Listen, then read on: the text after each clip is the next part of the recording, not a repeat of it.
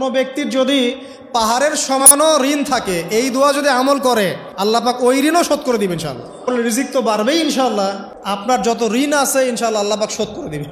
বিশ্বাস করলেন না? এই দোয়া শিখাই দিচ্ছি, এই জন্য আমাকে হাদিয়া দেওয়া দরকার, স্পেশালি আমাকে এখন হাদিয়া দেওয়া দরকার। এটা গুরুত্বপূর্ণ দোয়া শিখাই দিচ্ছি। আর ঋণ কেমন জানেন? ওই যে এখন মানুষ ঋণ নিচ্ছে 1 কোটি টাকা ব্যাংক থেকে, 2 কোটি টাকা ব্যাংক থেকে, হ্যাঁ, কত বছর, 10 বছরের জন্য, 20 বছরের জন্য বাড়ি করছে, তাই না? তার ধারণা এমন যে সে মারা গেলে তার ঋণটা কেউ না কেউ শোধ করে দিবে, তাই তো? আর আল্লাহর রসুল কি বলছেন দেখেন, একজন মারা গেছেন, নবী সাল্লাল্লাহু আলাইহি ওয়াসাল্লামের সময় একজন মারা গেছেন। তো নবী করিম সাল্লাল্লাহু আলাইহি ওয়াসাল্লাম বলছেন, এই ব্যক্তির কি কোনো ঋণ আছে? একজন সাহাবী বলেন, হ্যাঁ ইয়া রাসূলুল্লাহ, তো ঋণ আছে। নবীজি বললেন, তোমরা ওর জানাজা পড়ো, আমাকে ডেকো না, তোমরা ওর জানাজা পড়ে নাও, আমি জানাজা পড়তে চাচ্ছি না। আমি এখন কেমন করে আপনাকে বুঝাবো ঋণ কত ভয়ঙ্কর জিনিস। আপনি যে ব্যাংক থেকে 3-4 কোটি টাকার লোন নিয়ে রাখছেন, লাখ লাখ টাকা লোন নিয়ে বসে আছেন, দিব্যি সুখে বসে আছেন, এমন চিন্তায় যে আপনার মৌত হবে না। আর নবী সাল্লাল্লাহু আলাইহি ওয়াসাল্লাম সময়ে একজন মারা যাচ্ছেন, তিনি বলছেন তোমরা জানাজা পড়ে নাও, আমি জানাজা পড়তে চাচ্ছি না। মানে ঋণগ্রস্ত ব্যক্তির জানাজাও তিনি পড়তেন না। তারপরে একজন এসে বললেন, ইয়া রাসূলুল্লাহ, আমি তার ঋণ শোধ করে দিব, তার যা ঋণ আছে আমি শোধ করে দিব। তখন নবী এসে জানাজা পড়লেন সাল্লাল্লাহু আলাইহি ওয়াসাল্লাম। তা আপনার এই কোটি কোটি টাকা ঋণ শোধ করার লোক তো রেডি আছে নাকি? আছে না? সমস্যা নেই, আপনার জানাজা পড়া হবে। কারণ হুজুরকে আপনি 5,000 টাকা দিবেন, হুজুর জানাজা পড়াই দিবে, কোনো সমস্যা নেই। তারপরে আপনার মিলাদও হবে, আপনার একটা বড়সড় দোয়াও হবে ইনশাআল্লাহ। কিন্তু আল্লাহ পাক বলেছেন যে শহীদ, আল্লাহর পথে যুদ্ধ করে শহীদ হয়েছে, এই ব্যক্তির আত্মাও ঝুলে থাকে যতক্ষণ পর্যন্ত না তার ঋণটা শোধ করা হয়। এবার বলেন আমি কি বুঝাবো আপনাকে? আর কিছু বলতে হবে? তো এখন সেই দোয়া শিখাচ্ছি আপনাদেরকে, যে দোয়া শিখলে আপনারা ঋণ থেকে বাঁচবেন ইনশাআল্লাহ। কত দিবেন বলেন? হ্যাঁ, এই তো, শুকরিয়া। দোয়া করবেন যেন আল্লাহ পাকের দিনটাকে আল্লাহর জমিনে প্রতিষ্ঠা করতে পারি। আমার সাথে বলেন, দোয়াটা হচ্ছে আল্লাহুম্মা ইকফিনি বিহালালিকা আন হারামিকা ওয়া আগনিনি বিফদলিকা আম্মান সিওয়াকা। এই দোয়াটা ছোট না, এটা মুখস্থ করবেন, সেজদায় পড়বেন, নামাজের সেজদায় পড়বেন, আত্তাহিয়াতু দরুদ শেষ তারপরে পড়বেন, নামাজ শেষে হাত তুলে করবেন, যখন তখন শেষ রাতটা করবেন। ইনশাআল্লাহ দেখবেন আপনার ঋণ বলতে কিছু থাকবে না ইনশাআল্লাহ।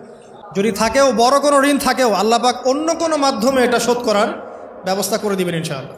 আমার জীবনে এমন ঘটনাও ঘটেছে, এটা এখন গল্পটা মনে পড়ে গেল তাই বলছি, যে 1,20,000 টাকা ঋণ আছে আমার, শোধ করার কোনো অপশন নাই। আচ্ছা, আমার চোখে ধরা পড়ছে না যে 1,20,000 টাকা আমি কেমনে দিব। কি হলো, হঠাৎ করে আমরা একটা সার্কুলার দেখলাম যে সারা বাংলাদেশে ইসলামিক ট্যালেন্ট খোঁজা হচ্ছে। 2000 এটা মনে হয় 17 কি 18 সালের কথা, হ্যাঁ 18 না, আচ্ছা 18। তো হ্যাঁ, আলোকিত কেন। তো এখন আমার ওয়াইফ বলছেন যে আপনি এটাতে অ্যাপ্লাই করেন। আমি অ্যাপ্লাই করবো, এটা তো আলেম ওলামাদের প্ল্যাটফর্ম, আমি এখানে জেনারেল থেকে আসা মানুষ, কেমন করে কি। তো সে বলছেন না, আপনি পারবেন ইনশাআল্লাহ, আপনি পড়াশোনা করেন, ইনশাল্লাহ পারবেন। তো আমি দেখছি আগে প্রাইস কি আছে, কষ্ট তো করবো, আগে দেখি পুরস্কারটা কি। তো পুরস্কারটা দেখছি যে একটা ওমরা করাবে। ওমরা করা তো যে কারোর জন্য একটা মানে স্বপ্নের ব্যাপার না। ওমরা করা তো সবাই আমরা খুব পছন্দ করি, আল্লাহ পাক আমাদেরকে বেশি বেশি ওমরা করার তৌফিক দেখ। আর লেখা আছে যে ফার্স্ট প্রাইজ 3 লাখ টাকা, second prize 2 lakh, third prize হচ্ছে 1 লাখ টাকা। আচ্ছা ঠিক আছে। তারপর টানা 4 কি 5 মাস দৈনিক 10 থেকে 12 ঘন্টা করে পড়েছে। টানা 4 থেকে 5 মাস দৈনিক 10 থেকে 12 ঘন্টা, নাওয়া খাওয়া সব ওখানেই। আর যতটা সহজ মনে করছেন আসলে কিন্তু প্রতিযোগিতা অত সহজ নয়। আসলে যে কোনো জায়গা থেকে প্রশ্ন আসতে পারে, আকিদা, সিরাত, ইতিহাস, এটা ওইটা অনেক টপিক, প্রায় 36টা বিভাগ আছে। তো আলহামদুলিল্লাহ কীভাবে জানি আস্তে আস্তে উঠতে পারলাম। গিয়ে দেখলাম যে হ্যাঁ, টিভি রাউন্ডে চলে গেছি। আমি তেমন কিছুই করি নাই, আমি শুধু পরিশ্রম করেছি, আল্লাহর কাছে বেশি থেকে বেশি দোয়া করেছি যে আল্লাহ আমার ঋণ আছে, ঋণ শোধ করতে হবে একটা। এবং আমি চাচ্ছি যে এই প্রোগ্রামের মধ্য দিয়ে দিনের একটা বড় সার্কেল পাওয়া যায়, দিনই প্ল্যাটফর্ম পাওয়া যায়। তো আলহামদুলিল্লাহ আল্লাহ পাকের ইচ্ছায় সেখানে একটা ভালো রেজাল্ট হলো এবং সেখানে ওমরাও করা হলো আলহামদুলিল্লাহ। এবং ক্যাশ তারা খুব তাড়াতাড়ি দিয়ে দিয়েছে। আমি পুরো ক্যাশটা আগে পেয়েই আগে ঋণটা শোধ। এখন এই সময় কিন্তু আমি দোয়াটা করেছি, আল্লাহুম্মা কফিনি বিহালালিকা আন হারামিক ওয়া আগনিনি বিফদলিকা আম্মান সিওয়াক। দেখেন, আমি কিন্তু জানতামও না এমন কোনো প্রতিযোগিতা হবে, আমি সেখানে পার্টিসিপেট করব, ওই ওসিলায় ওমরা করব, ওই ওসিলায় আবার ঋণও শোধ হবে, আমার কিন্তু মাথায় ছিল না। এটাই হচ্ছে আল্লাহ পাকের সেই আয়াত, ওয়া মান ইয়াত্তাকিল্লাহ ইয়াজআল লাহু মাখরাজা।